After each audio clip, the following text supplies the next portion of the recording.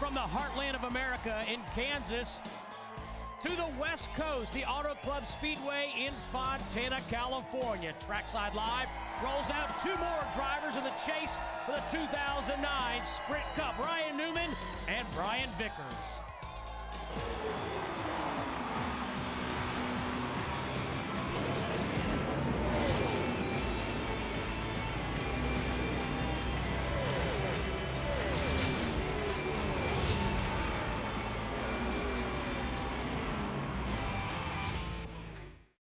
The Auto Club Speedway is the scene for today's Pepsi 500. In race 4, the chase for the NASCAR Sprint Cup. It's a 500-mile race. Fuel mileage will be an issue. A lot depends on what the crew chief calls out. The car's really sliding around here. You go off in the corner here, carrying almost 200 miles an hour. It can really have a big impact as far as the engine is concerned. Hollywood always loves a good kart chase, and today you'll see the fast and the furious.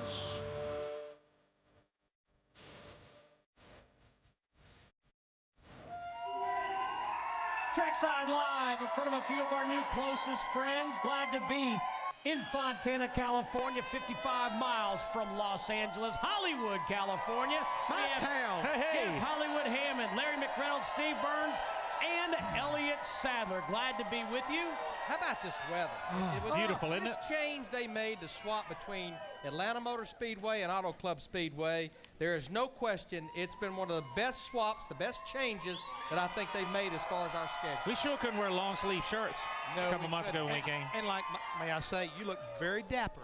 I like pink. Real men wear pink. Real men wear pink, and we're proud to do our little part for Breast Cancer Awareness Month. And it's a very personal thing. Elliott Sadler's mom and my mom, both breast cancer survivors. So we're happy to do a small thing, and Jeff helped us line up these shirts. Thanks, Jeff. You're and we welcome. brought some friends with us. Brought some friends with us. That's did. right. How about that? You know what, guys? I don't know what it is. It may be attributed to Elliott. I don't know. Maybe we're just doing a better show. But, man, the crowds just seem like it get bigger and bigger here. They do. I'm telling you. They might like the cooler weather, too. Great crowd here in Southern California. A little Friday night house party. Larry, do you know if they know how to? Do we know how to work hard and play hard? Yes, they do. I think they got it. All right. Well, guys, 3 races down, 7 to go. Let's take a look at our point standings brought to you by Wrangler. 8 drivers separated by just 114 points, and Elliott, by winning last weekend at Kansas, Tony Stewart makes a big move up. He picks up 39 points on Mark Martin. Well, all we talked about last weekend was the 48-5 and how dominant they were at New Hampshire and also at Dover. Tony Stewart comes up last week at Kansas, goes, wait a minute, guys. I was a regular season champion. I want to have a little say-so in this, too. Great run for him. 42 call Larry, very, very consistent again. Yeah, the only team now that has 3 top 5s in the chase. But what was amazing about that Kansas finish is when you look at the top 11 finishers, 10 of our chase drivers, the only non-chase driver of the top 11 was David Ruderman. Of course, Ryan Newman ended up finishing 22nd. Brian Vickers ended up with an engine failure, finishing way back. The reason we have those bottom 4 guys in yellow is right now, even with 7 races to go, they're more than 1 race out. The most points you can gain or lose in 1 race is 161 points. And like you said, that's because they're in yellow. Doesn't mean it's over as far as a championship opportunity. It's just to make sure and signify they are 1 race out, and they got a long ways to go and a short time to get there, at least in my book. Can I ask you a question? Can the 42 car be as consistent as he's been doing but not win a race and win the championship? I had this very conversation with Ryan Patty, and he said, you know what? If we have 10 top 5s and we get some bonus points, if somebody can beat it, just have at it. You can have the championship, win or no win. You know, Elliott, we're doing qualifying. And by the way, congratulations to Denny Hamlin, who's on the pole. But Juan Pablo Montoya gets up into the wall in turn 4 and never lifts. He's going for it. It's wide open. He is, you know what, the question of his ability in a race car has never been questioned. It's just the time it was going to take for him to get from a light race car to these big, heavy, top-heavy cars with the small Goodyear Eagles that we run. Guys, he has really come out of his shell this year, and he did exactly what he needed to do to get in the chase. Then it can be more aggressive, probably take some more chances. And, man, he has been consistent. I mean, he is on a roll right now, guys. Well, the thing is, think about it like this. What did it take Jimmy Johnson to win the championships in the past? About an average finish of 5th. He's ahead of that right now. Yes. If he keeps doing that, 3rd and 4th like he's been doing, he can win this championship. And everybody's been saying all along, watch those guys. When they get in this chase, they're going to take him off his leash, and he's done exactly what we anticipated, sitting on the pole, leading laps. He knows how to run fast. They get that car fixed this weekend. As far as Brian Petty and the boys, I believe you got to watch out for him for the win. Just like last week, I think he's got the same opportunity that Tony Stewart did to climb back up in this thing and to make a statement. Yeah, I mean, we saw last week during that race at one point the way they were running, we were going to leave Kansas with only about 4 or 5 drivers within 100 points. And when it was all jumbled up, now we've got 8 drivers within 114 points. But quickly, again, we had qualifying earlier today. Denny Hamlin sat on a pole, stepping outside the box of the non-chase guys. David Rudiman in the 00 car sat on the outside of the front row, but his time was disallowed. There was some sort of post-qualifying inspection problem, so he'll now have to go to the rear of the field. So now it ends up an all-chase front row with Denny Hamlin sitting on the pole, Greg Biffle outside of the front row. Speaking of David Rudiman, too, Elliot, Greg Biffle told me earlier this week, he said, you know, we had a good run. We were 3rd at Kansas. He goes, but look at all the guys that finished in the top 10. David Rudiman, the only non-chaser to finish in the top 11.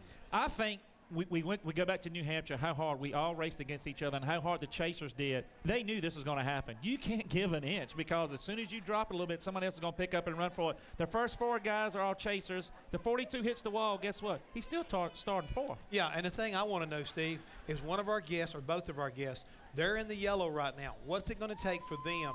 Because I know Ryan Newman, I know Brian Vickers, they're not going to roll over and play dead. So I want to hear what they have to, what kind of plan they've got to get back into this thing. Well, you have come to the right place. That's exactly right. Because they're going to join our little Friday night Yes, party. they are. Coming up, Ryan Newman, driver of the Stewart Haas Racing number 39, joins us. Trackside is presented by new Shell nitrogen-enriched gasolines. Brought to you in part by Camping World's Destination Recreation Sweepstakes. Log on to campingworld.com/racing to enter weekly giveaways. This week, win one of 5 $500 shopping sprees. And by Copart.com, an online auto auction where you control the price you want to pay. Go to Copart.com today.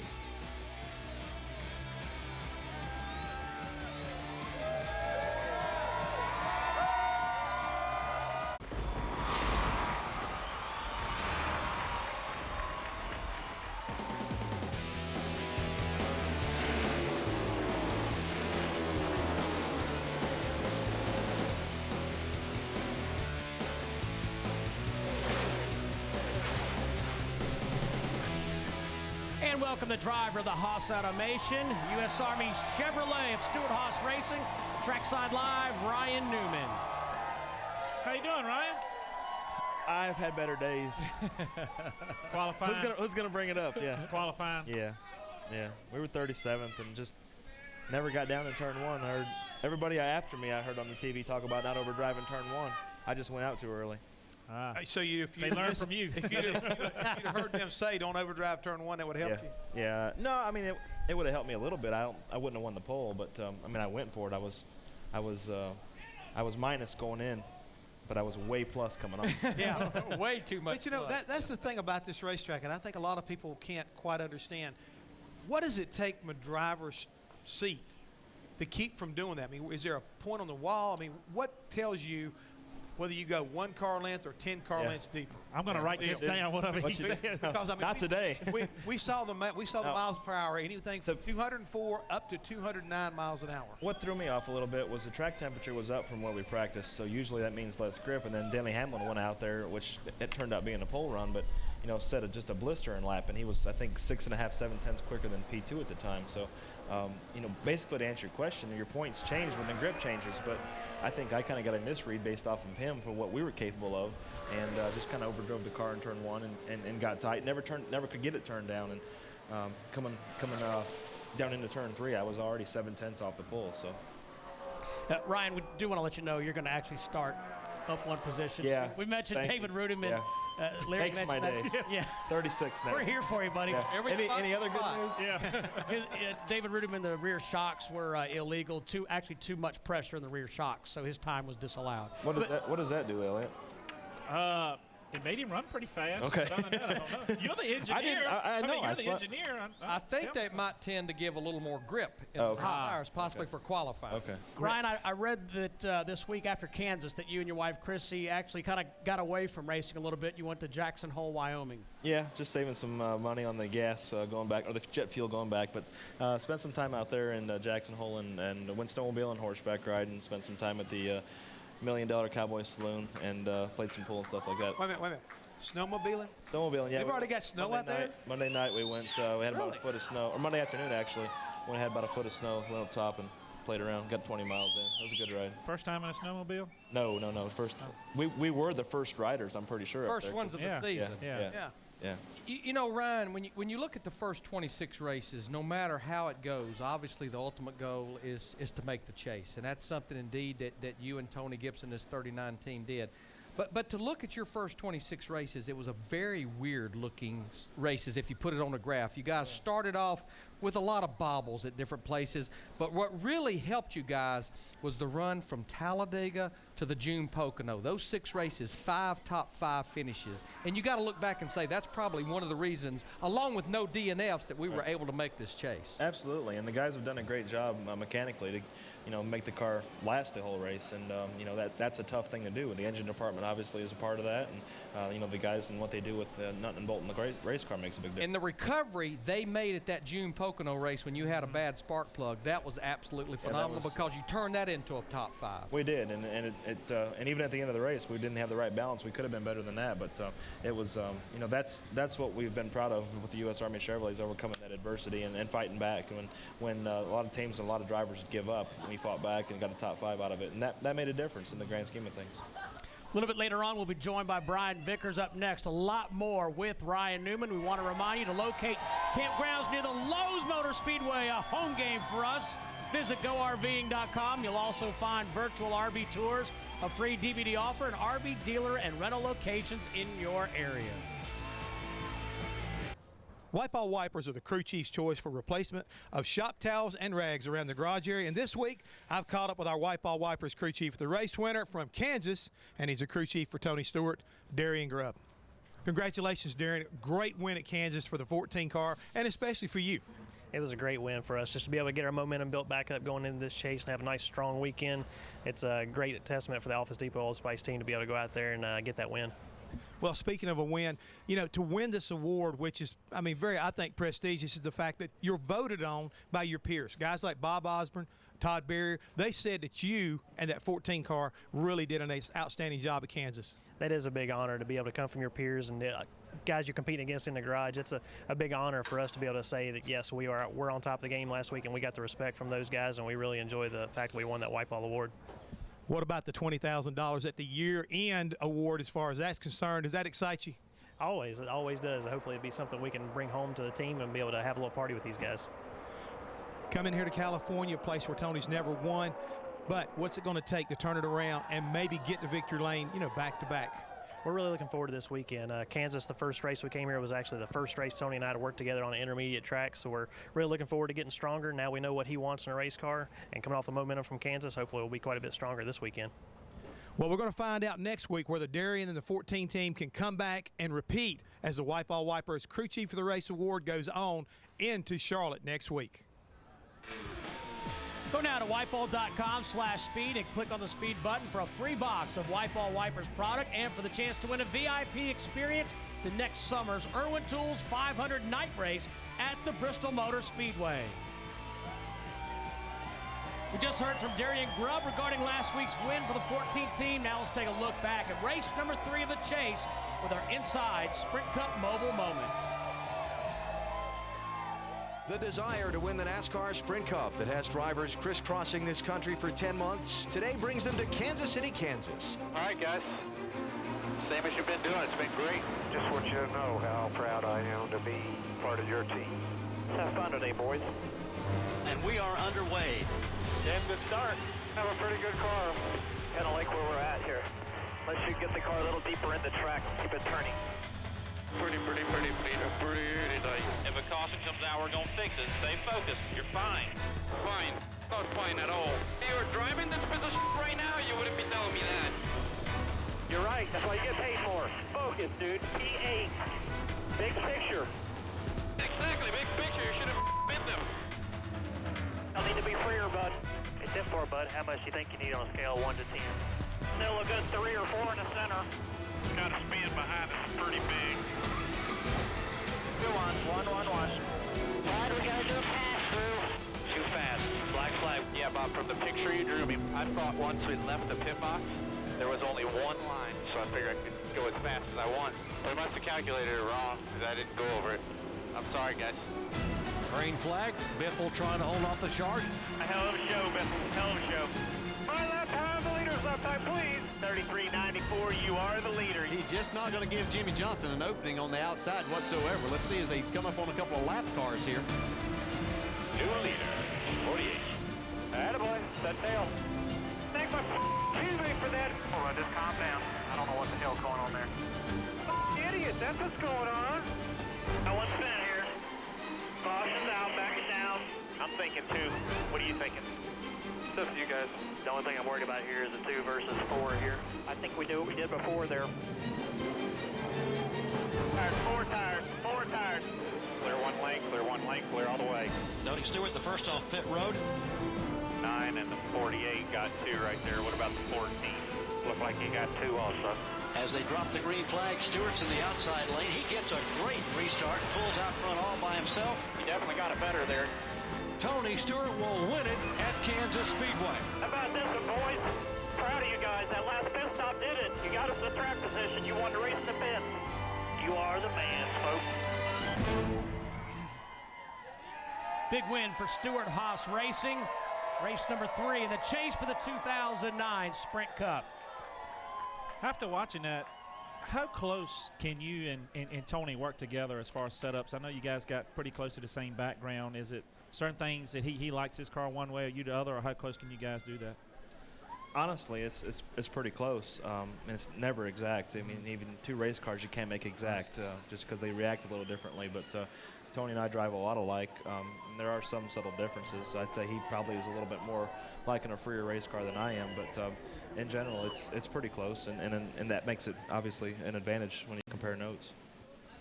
The thing right now, you know, Larry talked about it a little bit earlier about the stretch you guys had. But even starting off the chase, you started off very consistent, had the issue last week really at Kansas. And my question to you, because I want to know what is going to be the game plan, because everybody talks about having a mulligan. 22nd, well, it may be a little bit too much, but, you know, you had 2 other top 10 finishes. So, you know, what's it going to take? Is it going to take another, you know, remainder of the season, top 5 finishes with a couple of wins to be able to get yourself back up there? Honestly, nobody knows. I mean, you look at the stats, you look at the average of what Jimmy did last year. I think it was 5.7, and that's stout. I mean, I don't even. It would take top 5s to do that, obviously. So, you know, we have our work cut out for us, but I know that we're capable of doing it. I got a lot of confidence in Tony Gibson and all the people at Stewart Haas Racing. And, you know, we struggled today, don't get me wrong, but that's 1 lap. We got a lot of time to make it up on Sunday, and there's 7 races left. That's a ton of time. And, you know, you never know what's going to happen. There might be 2 or 3 mulligans this year for everybody. I mean, it might be a big crash at Talladega in the first lap, and it may never happen. It may be whatever it is, 188 laps green. And you never know what's going to happen in NASCAR racing. You know, Ryan, I was reading a lot of your Q&A this week, and you were talking about that, you know, you raced almost since you were just 4, 5, 6 years old, and your parents were always a big part of your racing. Your mom and your dad and even your sister, they pushed you, though, in a good way, that always schoolwork came before that race car. And even though you maybe questioned it at the time, what intrigued me was the fact of what you said one of your biggest accomplishments was. And it wasn't necessarily winning the Daytona 500 last year. What did I say? You said that getting your degree. Oh, yeah. Your college degree. Well, I've stressed this before. I don't want anybody to think that just because I'm the only one out there with a college degree that makes me smarter than everybody else. I'm just smarter than what I would have been had I not gone to college. And that, that to me is something that's important. I always said the 2 things I learned in college it wasn't physics or English or math or anything like that. It was time management and problem solving, and that's what we do every day. That's what crew chiefs do to make the right changes at the right time to do the right things, and from a driver's standpoint to use common sense and think logically. Well, I want to say this. I normally don't print those things out. I normally read them and make notes, but because I have an 18-year-old son that lives, eats, sleeps, and breathes racing, Brandon, He's going to school. I printed that out, and I laid it right on the kitchen counter where he could not miss it when he came home that night. I was fortunate. My parents kind of forced me to college, and I didn't really want to go. I mean, I was tired of school, and they said, "You're going to college." And I said, "Oh, okay." I mean, we're paying for it. Okay. So, and, you know, it was a struggle at times. Engineering school was tough, but, you know, I was able to get through it at Purdue, and you know, I think it definitely helps and assists in my racing and understanding the race car, and more importantly, I guess probably using the language of communicating with those guys that are on the crew that have those same engineering degrees, you know, talking with their language at their level. Well, thank you for promoting education. No problem, no problem. More with Ryan Newman coming up. Want to let you know the Wipe All Wipers crew chief of the race has been brought to you by Wipe All Wipers. Wipe All Wipers are back, and remember, if you're looking to replace those dirty shop towels around your business, choose Wipe All Wipers, the crew chief's choice.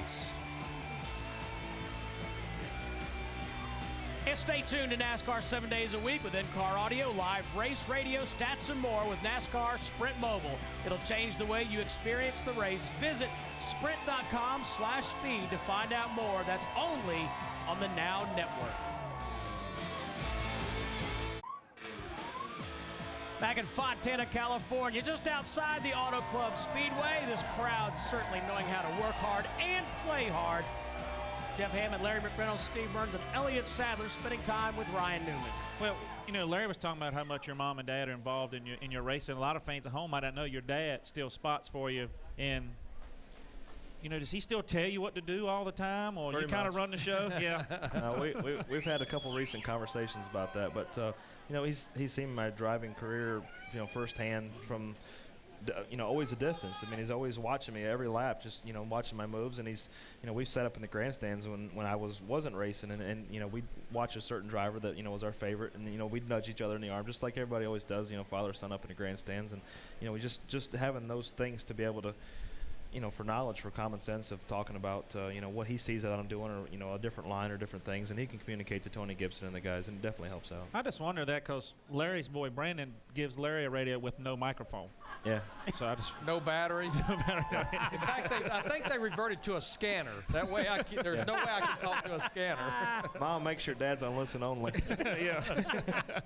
Well, Ryan, speaking of getting around a track and watching a certain guy, we want to open up the Shell Garage and have you take us around this Auto Club Speedway, because, you know, on television it looks deceptively simple, but just 14 degrees of banking, it's tough. Take us around. Well, you want to arc it out into turn one here, and what you really don't see is the bumps. There's a pretty good group of bumps they're getting in, and for me, that was when I did get it turned down, and those seams really do affect the race car, but, you know, ease it in. It's like patiently aggressive, like every race car driver talks about. You got to drive it in as hard as you can, but you don't want to slip, because if you slip, it's a big mistake here. And the straightaway speeds are so important. You can see there's a big group of bumps that are going into turn three. Same deal, arc it down in, and then it didn't turn into one for me, but it really turned into turn three, and I got down and got on the apron, which really helps turn the race car, and get back into the gas wide open as soon as you possibly can, and try to use up all the racetrack. And then again, cut it down on the front straightaway just to shorten it up, try to make it a little bit quicker. A couple thousands, couple hundreds, whatever it is, it makes a difference. You know, this track looks so wide, but when we're out there racing during the middle of the race, it gets very slick. It's hard to pass, especially off turn two. I mean, it gets very, very narrow as we go through the whole race. Yeah, it's a big change and real sensitive to the sunlight and heat, and it seems like it's one of the slickest racetracks we do come to. Having the U.S. Army as a sponsor, and I know you've done a lot of cool things this year with your sponsor. Is there anything that stands out, you know, that just says, hey, that's the best thing I've done, or I've learned a lot from this experience with the Army? The one thing that really stands out for me is, and NASCAR helps to be a big part of it, is our trips to Walter Reed Hospital and visiting the soldiers that are wounded and hearing their stories firsthand of what happened when they come back, and how they, you know, how they view life, you know, before, during, and after when they're, you know, serving our country to protect our freedom. So that to me is I mean, you can shoot a gun and you can fly in the vertical wind tunnel and do all those neat, cool things, but you know, hearing the story firsthand of the people that make a difference, for us to be able to do what we do each and every day is what really is touching and makes a difference and an impact mentally on me. Ryan, right quick, Steve Starr. How about it, folks? United States Army and the men and women that serve around the world. I mean, it doesn't get any better than that, and I'm just really excited. You know, you've been very proactive, again, doing those other things that are pretty cool. But I mean, I just want to take my hat off of going and visiting the soldiers like that. That I commend you for very much. Well, thank you, Ryan. I want to follow up on Jeff's comment too, because I talked to Mike Helton, the president of NASCAR, and he was just up there prior to Dover, and what's amazing, everything you read about those soldiers that are injured is they want to go back. Oh, yeah. You know, yeah, they're They want to be hurt. back with their boys. They want to be back with their teammates. It's amazing. You can go into a room and expect to see some of the worst situations in life, and by the time you walk out of there, that guy cheered you up. Yeah. It's like, come on, be realistic here. And I mean, one of the soldiers was a quad amputee, so he missed all 4 limbs, and he's sit there and talk to him for probably 45 minutes, and just puts a smile on your face. He's got such personality and such just commitment to being a soldier. It's amazing. Wow. It's great that you we're guys proud do to that. be in America. All right, more with Ryan coming up. Want to remind you that NASCAR Banking gives fans the opportunity to earn race points with their debit and credit cards. Race points can be redeemed for all kind of things, from racing merchandise to home electronics. For more information, go to bankofamerica.com/racepoints.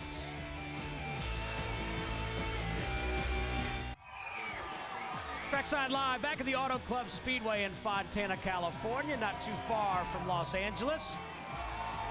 Glad to be back with Ryan Newman.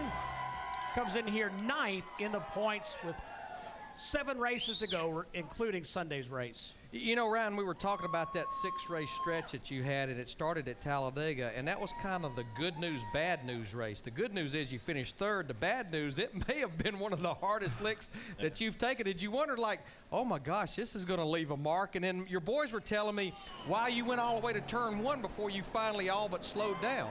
Well, yeah, I screwed up. I should have went low. I would have been right in front of Junior, who almost beat the 09 car. But either way, it was a spectacular crash that nobody wanted to see. And everybody talked about Carl's wreck. It's like that 39 car took a pretty hard shot. Yeah, the Carl was a hard shot, but the wall was probably even a little bit harder. And the biggest thing was I wanted to get to the start-finish line, so I just kept it matted from there on. And then I realized at that point, after I hit the wall, I knocked the right front rotor off and it didn't have any brakes. So, and then I realized the throttle was like 5,000. Yeah, so it was a handful getting their stop down there. I couldn't see anything, but at that point, it really didn't matter.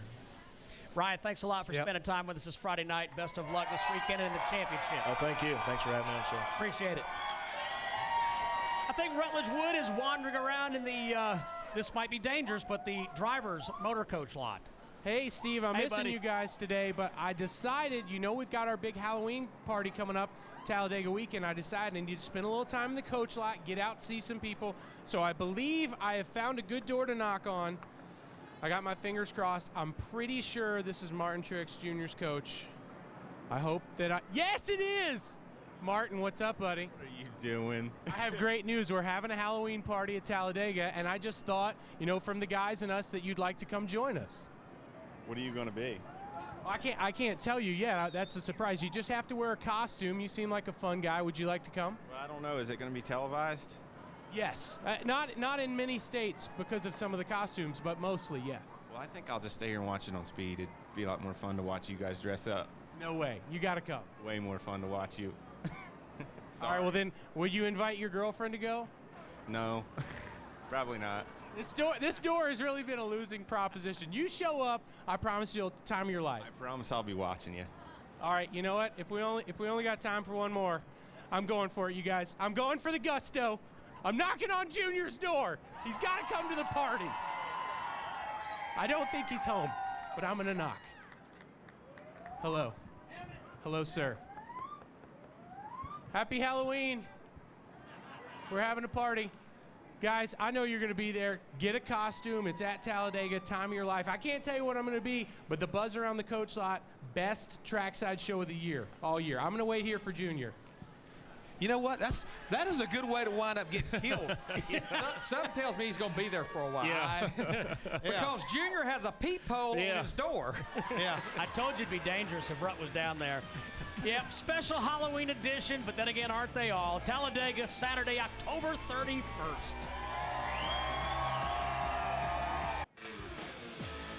Well, Rutledge, I think you need to let it go, buddy. I don't think Dale Earnhardt Jr. A is in there. B, if he is, he's not going to answer the door. Let it go. You know what? I don't know if he brought it with him or not, but he could turn the dog loose on him. Let it go, Rut. He won't. He keeps knocking too. He's knocking a little softer than he did that first time.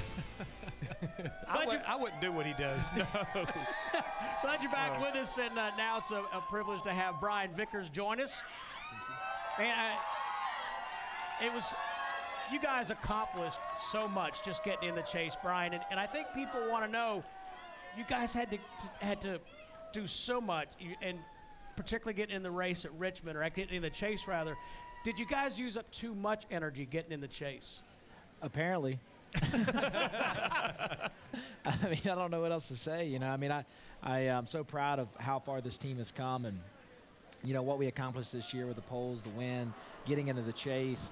But we've just not been on our game here lately, you know, whether it's been, you know, some bad luck, misfortune, and a lot of it's just been mistakes on our part. You know, Loudon, you know, we were working our way to the front, and we had a lug nut fall off, which, I mean, that's not uncommon this year. They lengthened the studs, and it's been an issue for a lot of people, and we had to go all the way to the back and work our way back forward, and Dover was kind of a hit-or-miss race for us, and, you know, last week we fought the car being really tight. I spun it, which inevitably it didn't matter. We ended up blowing an engine anyway, and after taking the engine apart, they said it was going to happen. It had nothing to do with Did not spin it backwards. No, I did not spin it backwards. And I didn't feel like I did, but you never know. You know, I mean, it's tough in the moment, but they said that wasn't it. So inevitably, our luck was going to bite us anyway. It just kind of just put us out of our misery. And it's, you know, I'm just trying to make light of it. It's frustrating. I can promise you I'm hurting inside. And, you know, I really felt like going into this with the momentum we had a shot at it. And we still do. You know, nobody's given up yet, but we've just got a lot of work to do.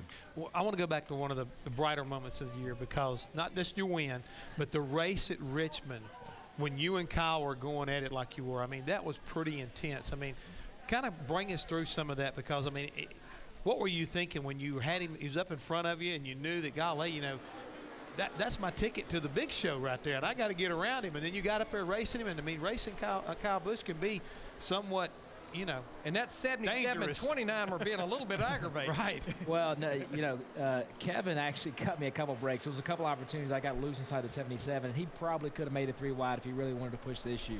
So I have to thank him for that. But Sam, he was not making life any easier. Were you getting mad? I was, you know, I was. It's tough because, you know, I've been on both sides of the fence on that, and at the end of the day, we're all out there to race, and I don't expect Sam to let me go. I was hoping that he would use his best judgment in that situation to kind of look at the bigger picture. Hey, this is one spot for me. This is the chase for him. But at the same time, he's doing his job. So I can't really justify being mad at him. I could have used another foot or two. But it is what it is, and it worked out fine. So.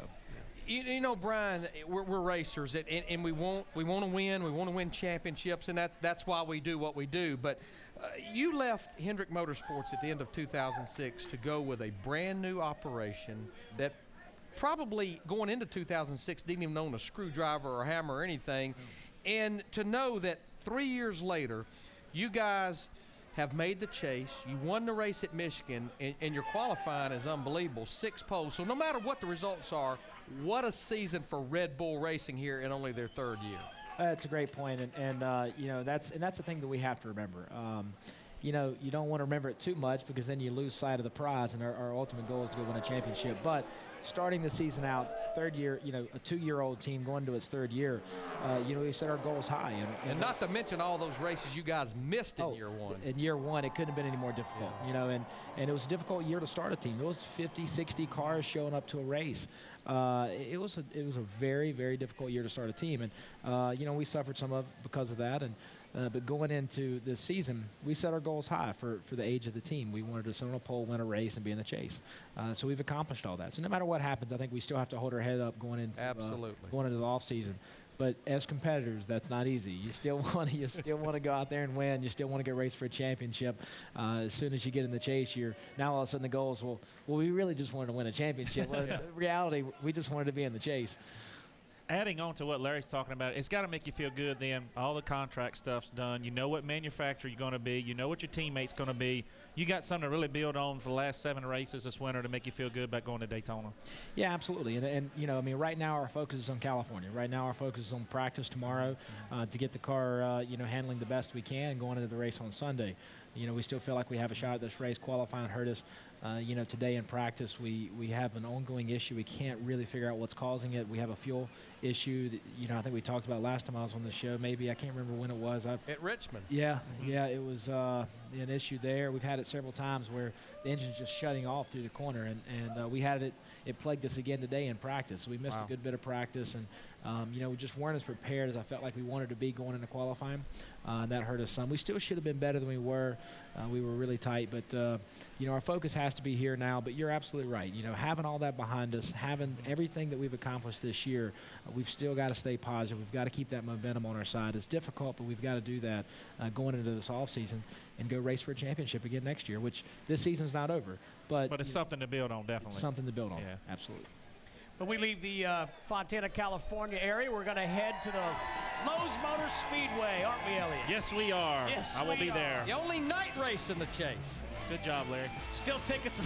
Good job, Larry. Still tickets available. Go to Lowe'sMotorspeedway.com, 1-800-455-FANS. Great family packs. Let it go, Rutledge. Let it go.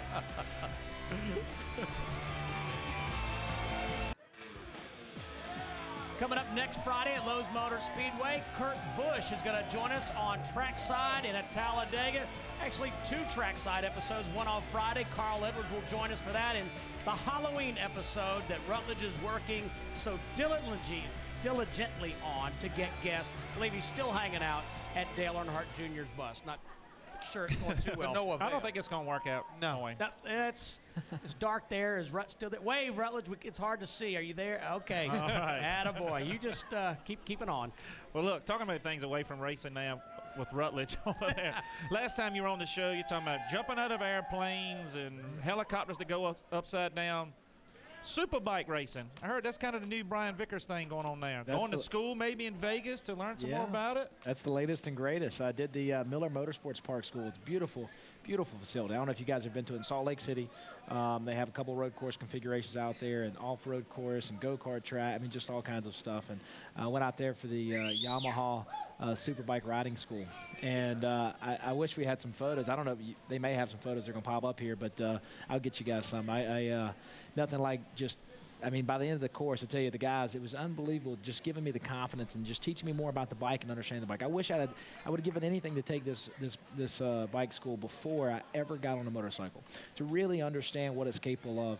I feel so much more comfortable on a bike now. By the end of the day, this may not seem comfortable to you guys, but by the end of the third day, going into the braking zones with the rear tire off the ground, sliding the bike in, knee on the ground at 100+ miles an hour. It was sounds fun. It was incredible. No. Have you ever fallen off a motorcycle? I'm talking about on the road. On the road, no. I have. It don't feel good. I'm not real good. No, that hurts. Well, I'm sure it would have still hurt, but I did have, it wasn't like, I had all the pads and the helmet. It's kind of like a double-edged sword. You put all these, I don't know if you've ever worn like a Superbike suit. No, you put all these pads in the back. Unless I look like the Michelin tire man, I'm not doing that. and all this stuff. You put all these pads on, you feel like Superman. But I had one incident, I came pretty close. I was all the way down in a left-hander, off the bike as far as I could get, my knee down, even my toe dragging, and I just started wrapping the throttle up just a little bit too much for that much lean angle, and the bike started to step out, and I rolled out slowly, and I caught it, but I was pretty close to a high side. They don't have roll cages on them yet, do No, they do. Yeah, no, they don't. Maybe working on it, maybe. How are you going to race next weekend at Lowe's Motor Speedway when my understanding is you're going to jail on Wednesday? That's a good question. Well, hopefully some fans call in and I can raise enough money to bail me out. They can bail me out. It's the Jail and Bells next week. It's a great cause, and Brian that was in the sport not too long ago. It's to help women. It's for her foundation, I guess, that NASCAR set up to get women into the sport, motorsports, and the school that she went to, and it's a great cause, and happy to do it, and it's kind of a unique little deal. We go to all these charity events, and everyone has its own thing. We just did one for the Jimmy Johnson Foundation this past week, playing golf, which was entertaining, and I heard you found a new way to make putts, but we'll talk about that later. That's another conversation. Sir? But the Jail and Bells unique opportunity. I know some of you guys are gonna be there too. Are any of you guys going? We'll bail you out. You'll bail me out. Okay, perfect. Bail you out. So I'm stopping by because Best Buy's doing a bunch of stuff. Okay, so I'm coming by to see you guys. Yes, perfect. I'm going to make sure I put up money to keep you in. Okay. Keep him in. No bail. No bail. He's going the wrong direction for that. In jail without the bail. That's how that goes. Hey, NASCAR Race Day, built by the Home Depot, is here in California. Fourth race of the Chase Championship contenders. Denny Hamlin and Casey Kane will be live. Plus, Wendy Venturini gets the real deal from owner Chip Ganassi. NASCAR Race Day, built by the Home Depot, live from Fontana Sunday at 12:30 Eastern.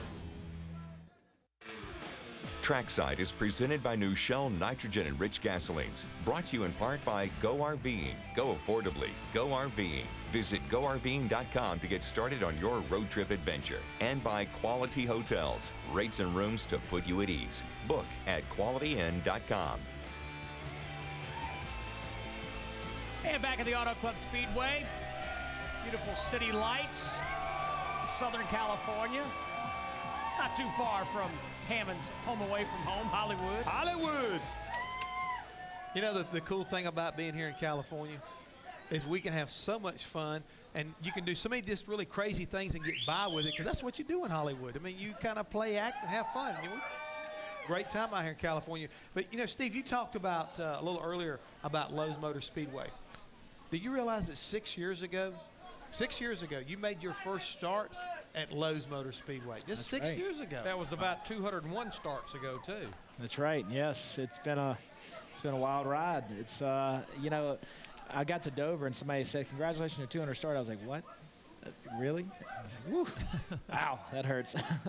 You know, but it's, you know, to be allowed in the sport and to be able to be here this long, I'm grateful and very thankful for it. It's been a lot of fun, some ups and downs, but definitely an experience I wouldn't give up for anything. You know, Brian, no matter what role you play in Sprint Cup, it's nonstop travel. When you figure we run 38 events, the testing, sponsor, but I've picked up on the fact that even with all that, you love to travel. You split a lot of your time between New York, Charlotte, and Palm Beach, Florida, but it's almost like when we get into an off season, that's when Brian Vickers even picks up more traveling. Yeah, I do. I just love to travel. I love to experience new cultures. I mean, I'm very fond of and have a deep passion for the culture that I grew up in North Carolina. But, you know, Florida's really coming around to me. I really like it down there. And, you know, I just like to travel in general. I mean, you brought up a great point. I mean, through December and through January, I'll be all over the world, really. I'll be in Europe a lot, maybe Russia, China, Hong Kong, New Zealand, some different places, just bouncing around. I don't know. I just think the world has so much to offer. I want to learn as much about it as I can. I always come back home. I always love being at home, but I do love to travel. How about the culture here on Trackside? This culture. How about this culture? This is home. This is my culture. I can't get too far away. So. Well, look, I got a funny question. We know you do the super bikes and all this stuff, but I heard you bowled like the biggest game of your life, and you had this big bet on the line. I would have loved to seen you with hair extensions and a mullet and all this stuff at Talladega, but the man said he lost to you. He has to wear a wig for the whole weekend. Yep. Yes, that is true.